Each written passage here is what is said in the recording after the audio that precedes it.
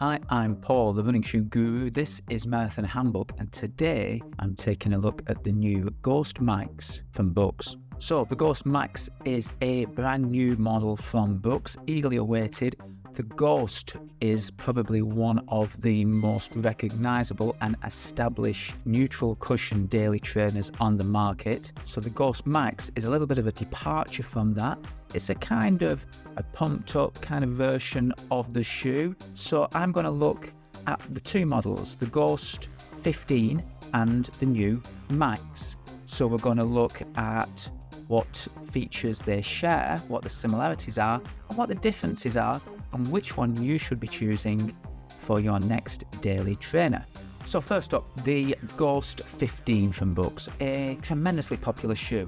Priced at £135 in the UK, $140 in the US. It's at that sweet spot, that very competitive price point in the market, and it lines up against other very popular models such as the Asics Cumulus, New Balance 880, Saucony Ride, as well as lots of other things, Hoka, Clifton. So it's that kind of shoe. It's a daily trainer. It's light, flexible, nice combination of cushioning and durability. What makes the Ghost from Brooks so successful, I think, is it's a well-made shoe and it is very durable. The stepping comfort is great. It's a seamless upper, nicely padded. It just feels comfortable from the word go. Weight, 286 grams, 10.1 ounces in the men's, and 258 grams, 9.1 ounces in the women's. Stack height, 35 millimeters in the heel, 12 mil drop down to 23 millimeters in the forefoot. No major changes from a lot of the shoes on the market, and again, it is that stepping comfort, I think, that makes it so popular. Just a very well-made shoe. It's also available in a lot of sizes and widths,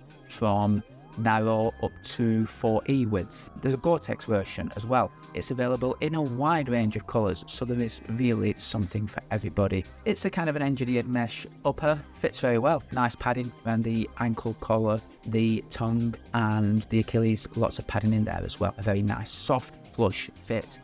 Good rubber coverage on the outsole, makes it very durable, and it uses the Brooks DNA Loft V2 foam. So it's a kind of a compression molded EVA based material. Nice combination of lightweight, flexibility, cushioning and durability.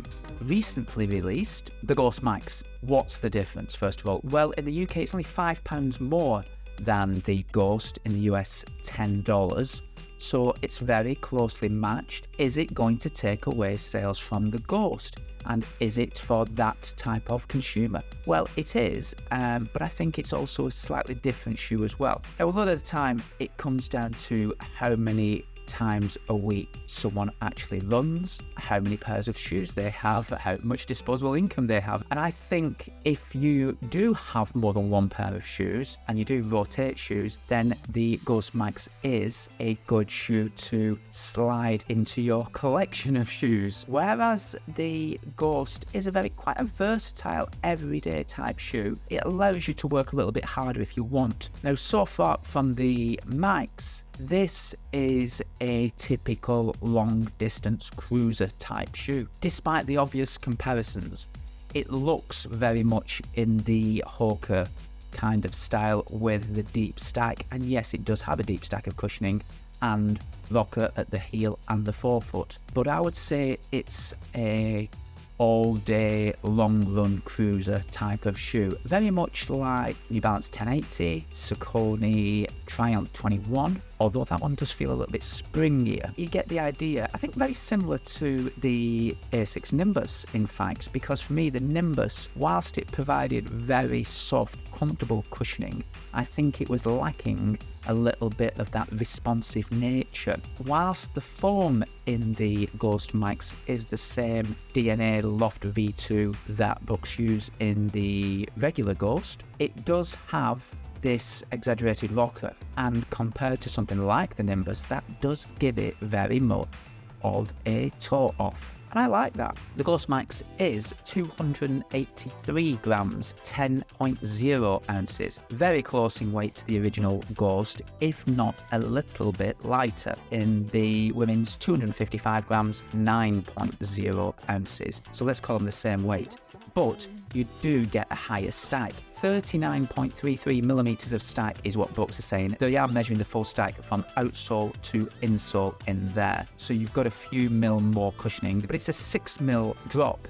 So 39 in the heel down to 33 in the forefoot here. Your foot sits a little bit lower, 6 mil compared to 12 mil in the regular Ghost, but you do have the rockers in the heel and in the forefoot. Whilst it's the same cushioning, it does feel a little bit softer. That's perhaps due to there being a slightly higher stack of it. So it has a slightly softer feel and also a lower drop, and that contributes to it feeling softer, I think, as well, particularly if you're going dead easy and you are heel striking. Once you get going, it rolls along the road very nicely. They've got this glide roll technology built into it. That's Brooks terminology for the rocker. If you know the Brooks Adrenaline GTS, the support shoe, that uses the guide rail technology. Whilst that's not marketed in the Ghost Max, and whilst it is a neutral shoe, it does feel very stable and generally supportive.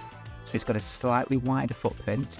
Your foot sits into it more. You can see how the midsole cups around the edge of the foot, and that's in the heel and in the forefoot as well. You kind of see this little bit of flare here. Well, if I push my hand in, you can kind of see how your foot's going to sit behind that. Isn't a problem for me. I've not got a particularly broad foot. It is available in 2 widths, but it feels very stable. It does feel like your foot's sinking into it. It keeps it controlled. Wearing this for the first few runs, been no issue at all, and it is something that I'm going to put into my shoe rotation regularly anyway. If you're a neutral runner, great. If you wear shoes with a little bit of support, you'll still be fine in this type of shoe. And if you want to experience the broader, heavier, deeper stack type shoe, then yeah, you'll be fine. The upper differs a little bit. I always get confused with the difference, but you've kind of got a woven compared to a knitted upper. It's still quite generous in the volume of the upper, as most Brooks do tend to be. And you've got this kind of denser knit running around here, so it doesn't need any reinforced bonded on overlays onto the shoe, with more open sections on the upper, this kind of double layer jacquard knit, so you can see the darker fabric underneath coming through to give it the colour. So nice fit in the upper, feels very structured, very supportive.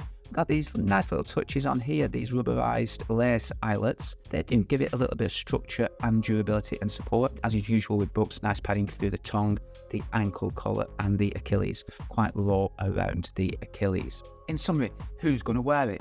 If you're running a few times a week, if you would consider yourself a plodder, shall we say, then it's a great shoe for that. It's got loads of cushioning, it's got a deep stack, and it rolls down the road with ease. It is very stable, and it's a nice feel to it, and it's very good value as well. If you wear a variety of shoes throughout the week, I think it will fit into your collection and your rotation, because it's perfect for those easy runs. Day after a hard session, put it on. It kind of almost rolling you down the road, and it feels great. There is room for both shoes. The Ghost is going to become the real general one shoe do it all solution, whereas the Ghost Max is that shoe for someone that wants a very specific, nicely cushioned, easy day, neutral, stable running shoe. So there it is, the new Ghost Max from Brooks.